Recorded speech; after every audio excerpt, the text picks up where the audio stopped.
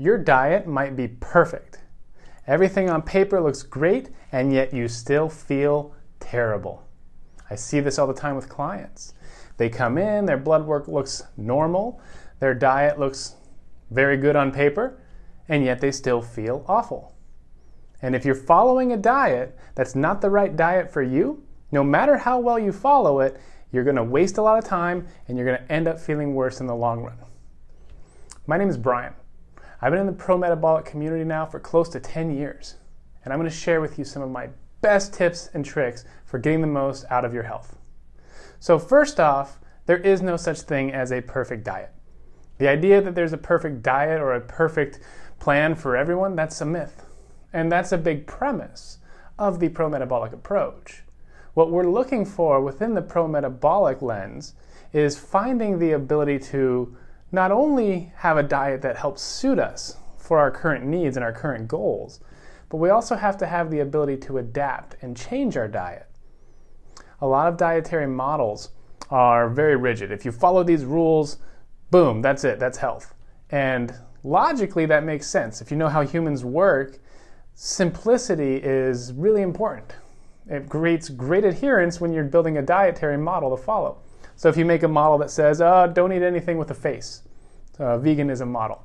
Or if you follow a Paleolithic model, it says, don't eat what a caveman didn't eat. It's very easy rules to follow. I felt the absolute worst in my health when I was following a Paleolithic diet, quote unquote, whatever that means. And it got to a point where I did everything right. I was doing everything in every book that I was reading, and I read a lot of books on it. And I followed everything to a T. Every podcast, every expert that I listened to or talked to, I did what they said. I was, for all intents and purposes, following everything perfectly. And yet I felt the worst that I'd ever felt. And the only answer that I got at the time was, you need to do more. You need to paleo harder. You need to keto harder. So I went from paleo to ketogenic diet, and then ketogenic diet to intermittent fasting and keto. And it just continually was progressively deteriorating my health. I slept terribly. I had terrible stress and anxiety all the time. I was very short with people. I wasn't a nice person. And the worst part of it was I had no libido. I'm a dashing young man, and women would flock to me. No, I'm kidding. But I had no libido, and that was a big red flag for me. And at that point, that's when I knew something was wrong. Something in what I was doing wasn't right. But at the time, the models that I was following were very hard and fast, rigid rules of do this, don't do that. And so in doing that, in following that model, I neglected paying attention to my body. And I neglected paying attention to how to actually improve my health and adapt. So today I'm going to give you 3 key points that I think will be helpful in knowing how to actually adjust your diet, or to know when you need to adjust your diet. Because more importantly than following the set rules, whether it's pro-metabolic principles of, avoid PUFA, or eat more carbs, or drink more milk, or eat carrot salad, whatever you might be doing really well, if you don't know how to adjust and you don't know when to adjust, you might be missing the key point of a pro-metabolic approach, which is to give yourself the ability to listen to your body and adjust accordingly. Okay? So principle number 1, this is a big one. This is one of the biggest things that I think most people miss when it comes to nutrition and changing their diet when necessary. Let's say you have a perfect diet for all intents and purposes. You might not have a diet problem. You might have another problem somewhere in your life and somewhere in your circle of things that can influence your health. And that's where you actually have to adjust stuff. So let's think my diet's perfect. You don't have a diet problem, for all sake of conversation. I always find things in people's food tracking when they look at stuff. They're like, oh, well, I got everything perfectly. I'm like, well, this ratio's a little off. Let's toy with this ratio and see what happens. Let's try this and then go after that level of magnesium or that level of copper or that level of what have you. So let's assume that all of that is dialed in. and people say, okay, everything's perfect, and I say, I agree, everything's perfect, even though we know that that's not the case. If that's not where your problem lies, you might have another issue. So let's say you're not exercising. Okay, well, let's add some exercise in. Maybe you're missing movement. Maybe you're missing the brain activation that comes from activating your muscles, activating your tissues, your nerves, your ligaments. All of that stimulates your brain. And if that's not getting turned on through movement, through exercise, through activity, you're going to miss a major part of your health. Full stop. It's very hard to be healthy if you're not moving. It's very hard to be healthy if your brain is not getting used. So if it's a matter of not exercising, we need to increase your exercise, or at least give you some exercise. And if you are exercising, rather than just doing more, I'd rather see you experiment with a different type of exercise. Say you're the endurance athlete. You're running 5Ks, 10Ks, 100Ks, whatever K that you're running as a runner. Maybe you don't need more running. In fact, maybe running is now no longer synonymous with your body and the goals that it has for health. We need to find something else exercise-wise then. We might need to shift you from running to strength training. We might need to shift you from strength training to, say, rowing. We might need to shift you from rowing to Pilates. Whatever it might be that you're doing, that's an avenue to explore. Maybe there's something different as an alternative, as a replacement for what I'm currently doing. That might be more in line with what our needs are, with what our recovery demands should be, or what's going to give us a type of activation that we're not getting otherwise for the brain.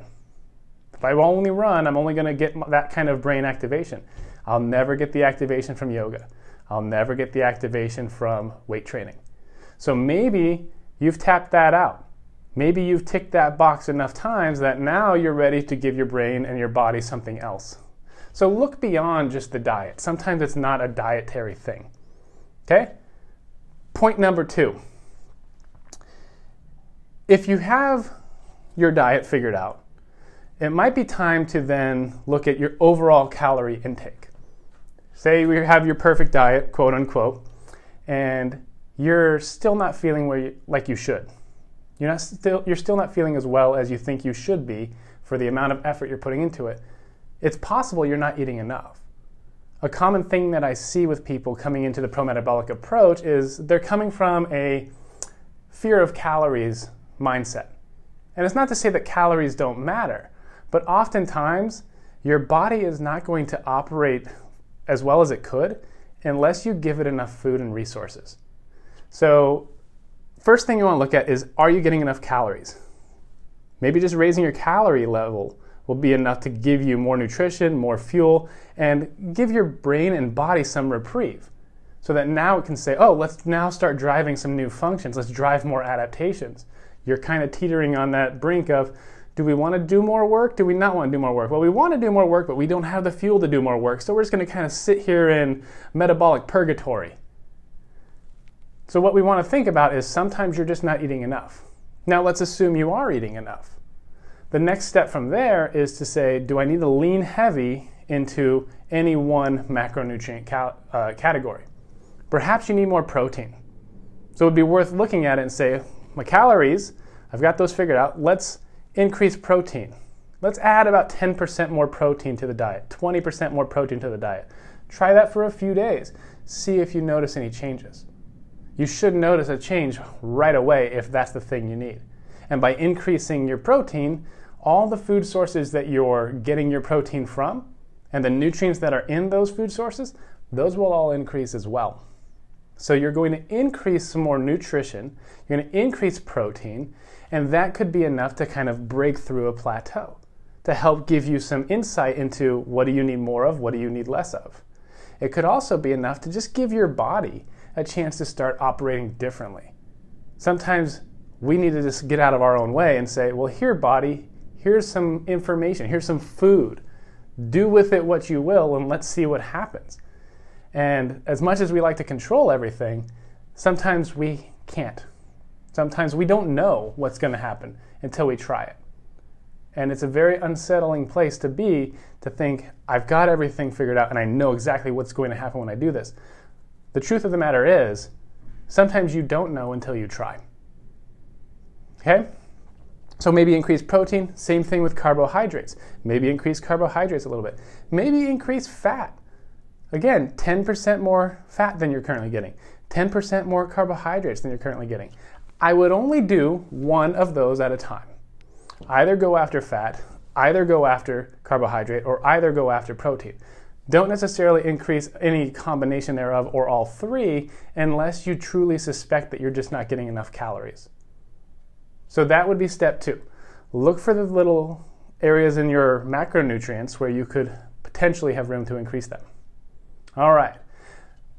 Step number 3. This is probably the most important and most powerful step of all of them. The biggest thing that I want you to think about when it comes to your health and why you might still be feeling the way you feel.